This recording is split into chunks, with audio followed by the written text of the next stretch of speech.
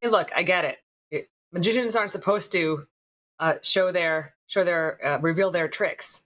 However, sometimes you got to do it, as is the case in our next talk. Daniel's going to tell us a little bit about the magic box problem when it comes to agile development. Take it away, Daniel.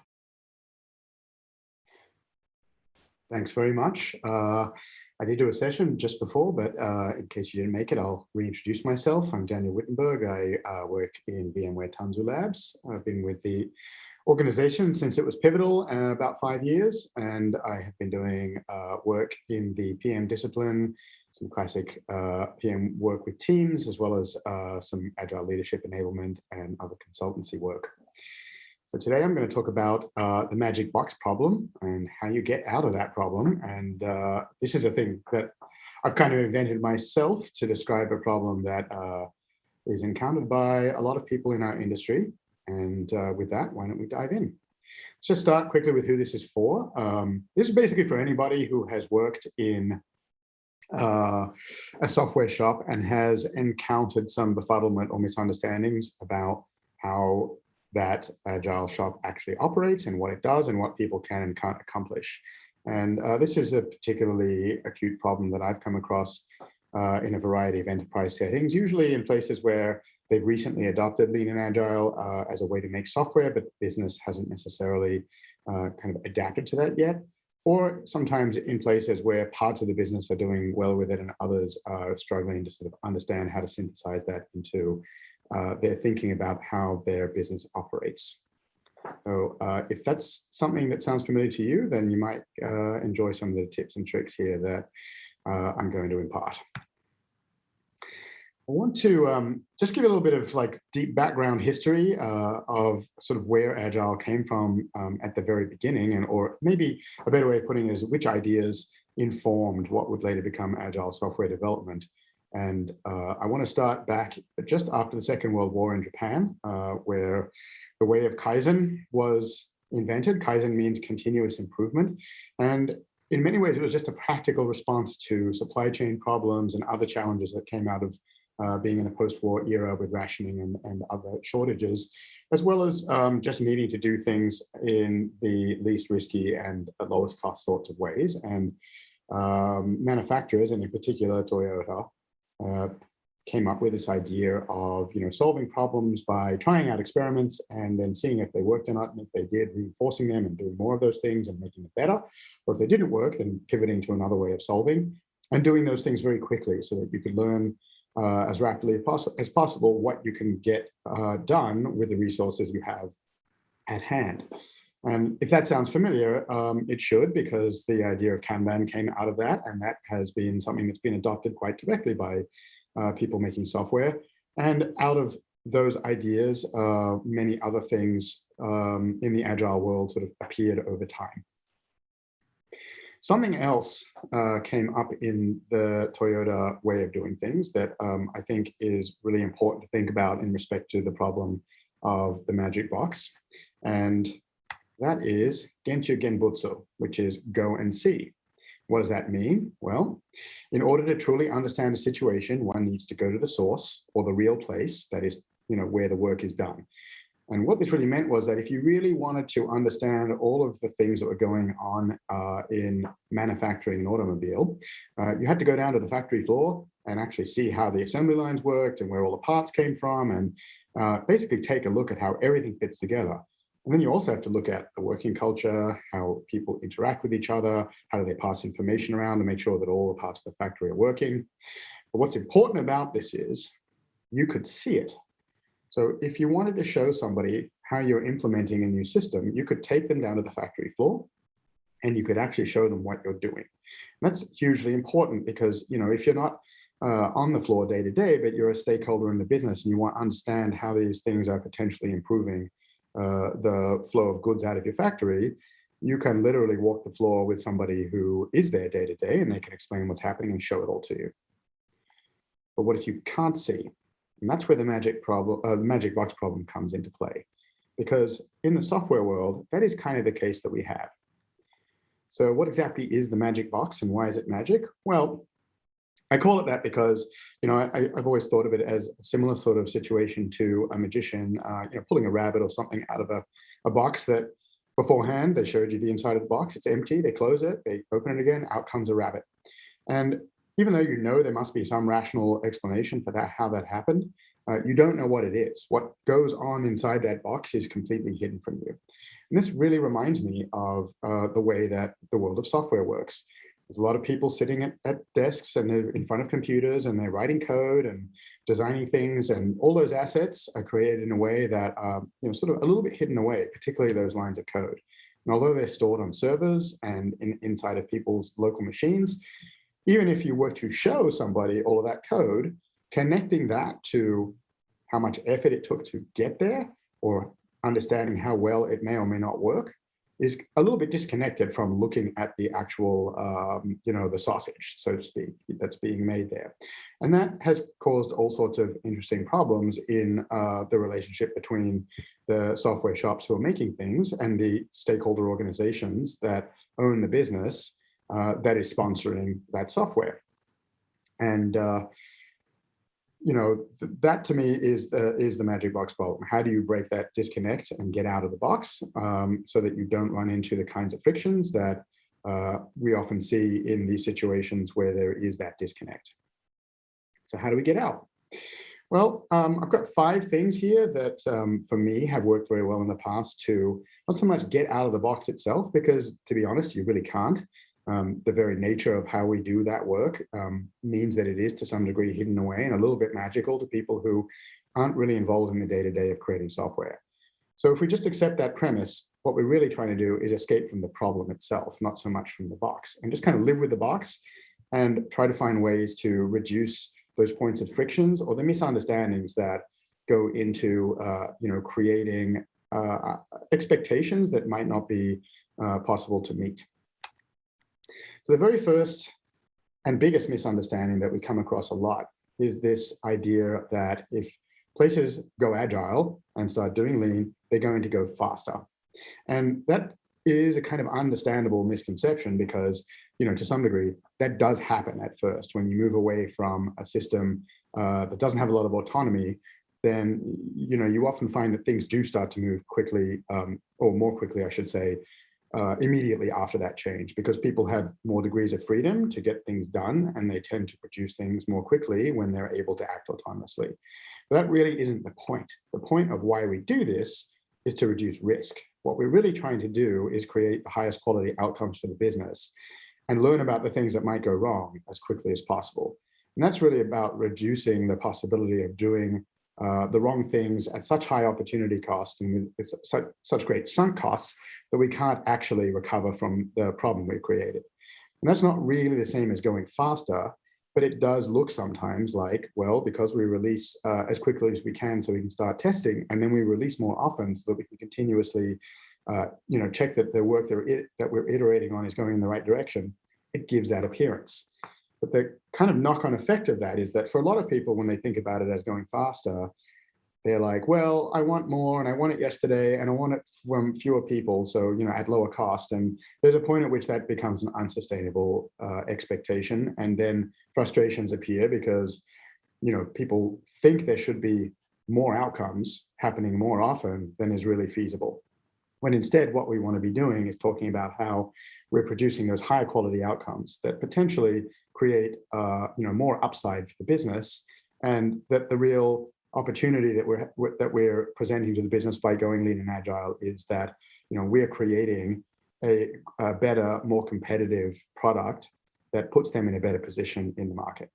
So learning to talk about that and never talk about using agile to go faster, but instead talking about its true benefits is one of the ways of reducing the friction that comes out of not really understanding how much effort is going on to do the things that are inside of that magic box.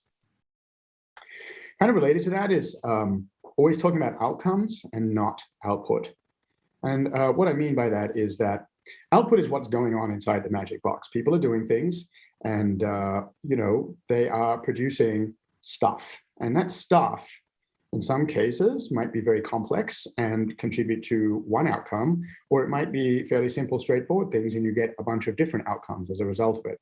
There's not always a one-to-one correlation between how much output there is and what kind of outcomes that you achieve. And a lot of this is just going to be controlled by the problem space that you're in and the market you're addressing and the products you're building, and there'll be a lot of variability there. But what's actually important are the outcomes that we're achieving and the impact that they have as a knock-on in the end user space that the products are for, and therefore, producing value for the business. If we talk about outcomes, what we're really talking about is where the true value is to the business, because what we want to do using Lean and Agile is find the most impactful outcomes. And we know, as we work day to day, roughly what it's going to take to get each one of those, because we're measuring what level of output or scope is needed for those outcomes. And we can have those conversations around, return on investment on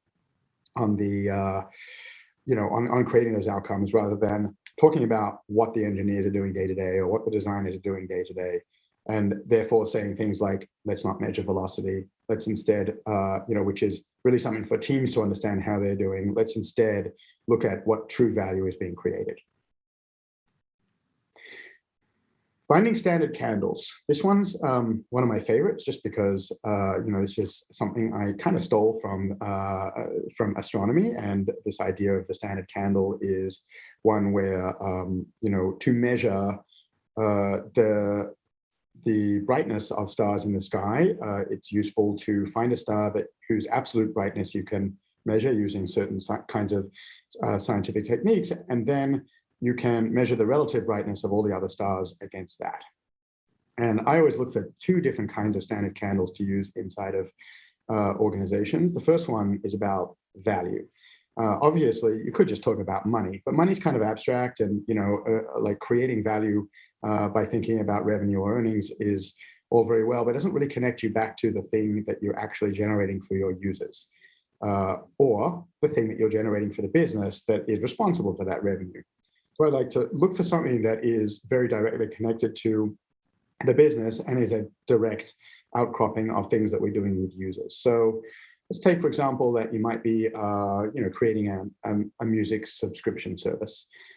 So then, the core offering that you have there is the subscription for consuming the music that's on your service, And the business value to the organization comes directly out of what you're presenting to that user through the subscription, which is to say that they earn a certain amount from each one of those accounts that gets created over the lifetime value, the average lifetime value. So let's say that, the average lifetime value of an account is worth, $25.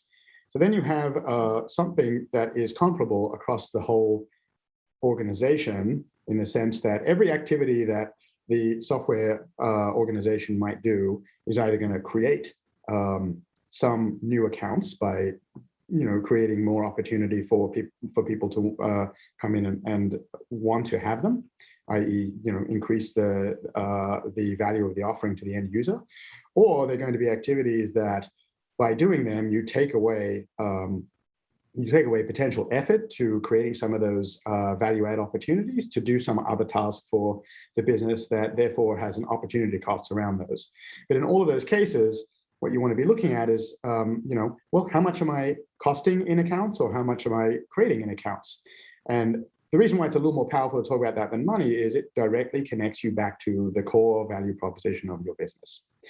But it does allow you then to say, okay, well, if I have a bunch of things on my roadmap, I can now talk about, what it's going to take in terms of number of accounts to do a thing, or how much it will potentially generate in upside if I make some kind of new feature. And you can measure that back against the kind of very broad relative sizing of those roadmap items, let's say small, medium, large, extra large. And, historically, you can look back through what your software teams have done in the past to sort of understand what those sizings mean in very general terms.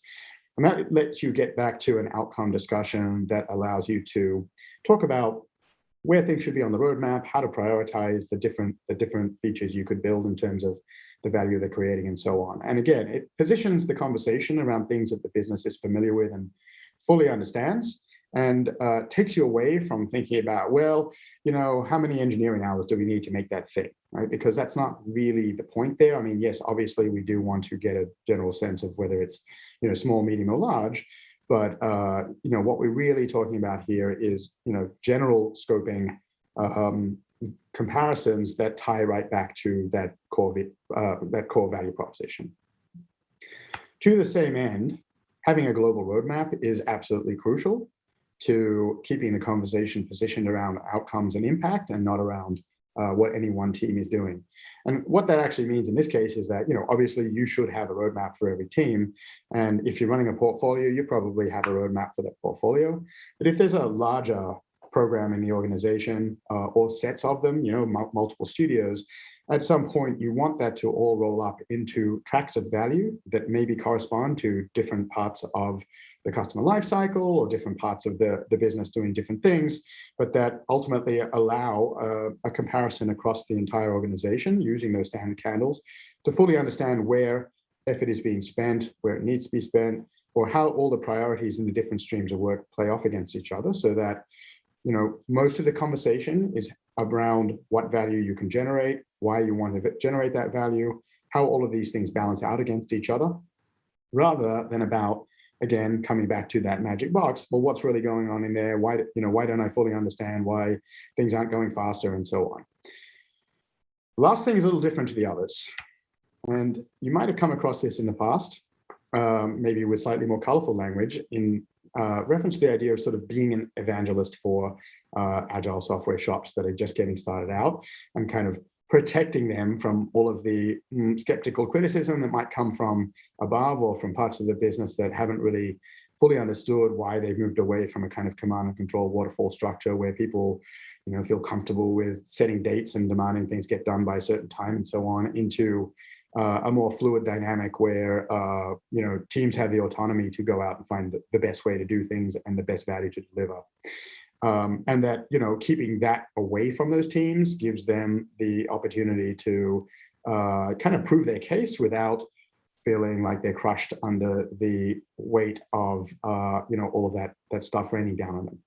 But there's another way of looking at this that I think is relevant here, which is that sometimes you'll get stakeholders who really are bought into the idea of going down the agile road with their software shops, and they won't always necessarily won't be universally felt across every stakeholder. I had a client once where 3 or 4 of the stakeholders in the steering group that was looking at that global roadmap that I just talked about were pretty bought in, and there were a few who were a bit skeptical, but I won over, and then there was 1 or 2 who it did not matter what we talked about, or what we did, or what improvements we showed, or how we demonstrated the value of what we were doing. They just weren't into it.